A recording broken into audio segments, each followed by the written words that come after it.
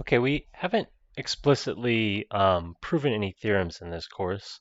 However, I do feel like there are some fundamental theorems that are important, and this is one of them. Let me actually just fix this real quick. Section 3.3. There we go. So this is a theorem saying that if you're differentiable, if you have a function which is complex differentiable, then the first order partial derivatives of the real and imaginary part, they exist, and something special happens. They satisfy what are called the Cauchy-Riemann equations.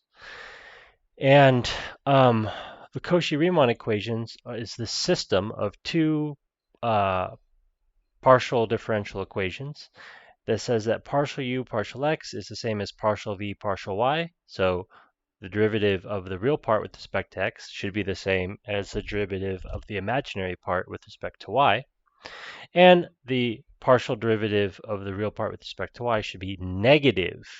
Negative is important, of the partial derivative of the imaginary part with respect to x. So we're actually going to go in and prove this. And actually, we're not going to prove the whole thing. We're just going to prove well, actually, no, we will prove the whole thing. So suppose that f prime of z exists. Then what we're going to show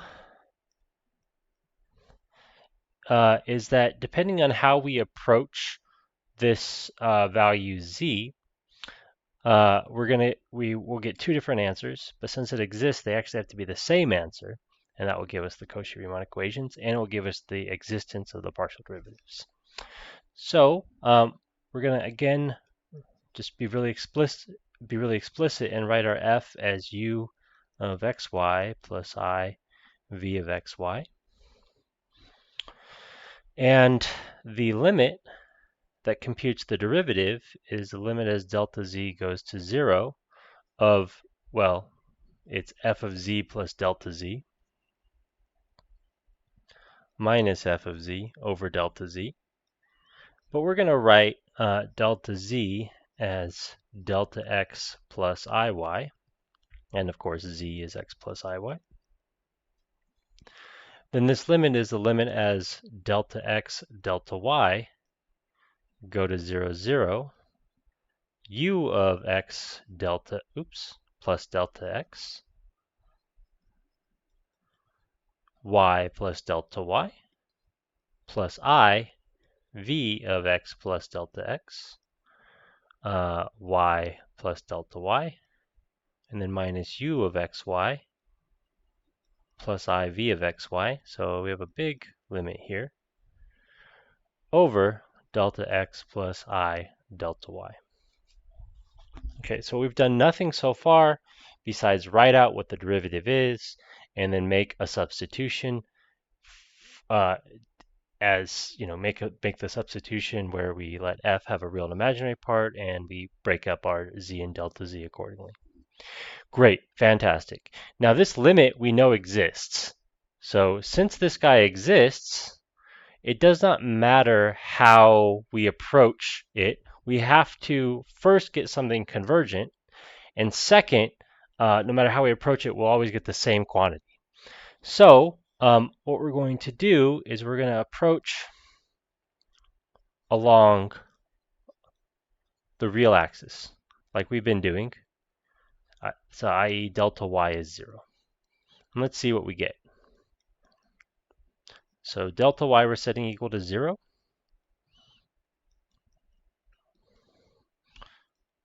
Oops, missed a step here. And then I v of x plus delta xy, and then minus u of xy plus, and then we're going to distribute that negative through. So minus I v of xy all over delta x. Okay, so we can break this limit up into actually two limits because, well, okay, before we break it up into two limits, let's just rewrite it slightly. So I'm going to move that u over. and then we're going to factor out the I from the remaining v's.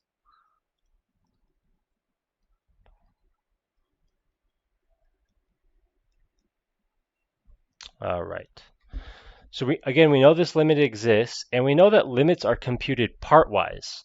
So we can actually break this up into the real part of this expression, which is u of x plus delta x comma y minus u of xy over delta x, and then plus I times the imaginary part of that expression.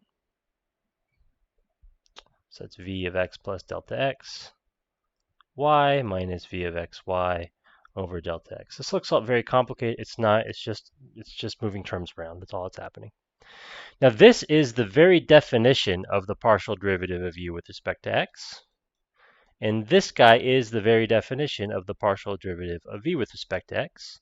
And furthermore, they exist because, again, if the regular limit converges, then the real and imaginary parts of the limit also have to converge, and conversely. Okay, so on the one hand, if we approach along the real axis, f prime of z is that. On the other hand, we're going to approach along a vertical line, so we're going to approach along the imaginary axis. Oops, delta approach along imaginary axis. That is delta x is 0. And we're going to compute that limit again. So if let's go up to it real quick. If delta x is 0, then we're just going to have a similar expression, but we're going to have delta y's instead. So we're going to get almost exactly the same thing. However, so I'll go to this limit term. We will have the y plus delta y term being the main point of interest instead. And then, so I'm just copying from this visible line at the top here. And then we're going to have plus I v of x y plus delta y minus v of xy. And now the cool thing is, since delta x is 0, we're actually dividing by I delta y. And this has a really interesting effect. Namely, if I multiply by 1 over I, remember 1 over I is negative I. So dividing by I has the same effect as multiplying by negative I. We're going to be multiplying that entire, let's use brackets, that entire numerator by negative I. And that's going to be over delta y now. So u of x y plus delta y minus u of x y plus I v of x y plus delta y minus v of x y. That's in big braces, and this is in parentheses. And so now let's multiply that negative I in. All right, so when we multiply the negative I with the second term, I'm going to actually associate these first two guys. We're going to get negative I times I, which is a positive 1. So I'm just going to move that v term to the front.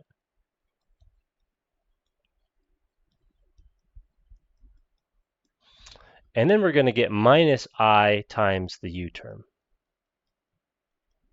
Okay, so this is going a little bit longer than I want it to. So I'm going to skip a little bit of steps here.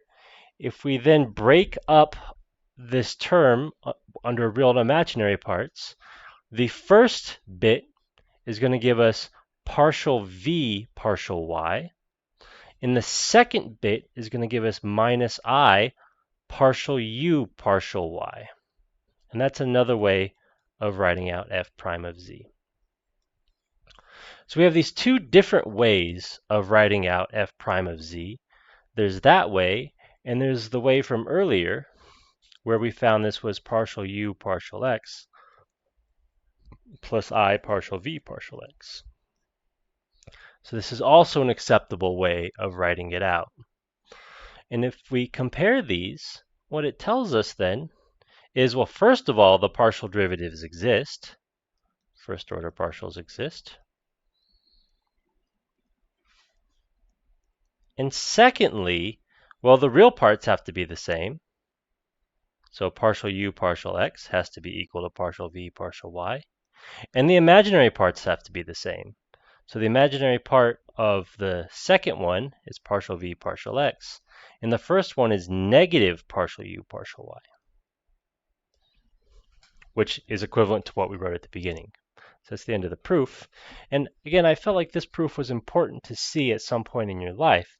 And we see that there was some interesting sort of twisting that happened because we're allowed to divide by, well, complex numbers. And this is something you can't do if you just think about, multivariable calculus necessarily. So being complex differentiable, it introduces this interesting thing where we can move the I to the numerator and we get these cool equations. And the system of these two equations again is called the Cauchy-Riemann equations.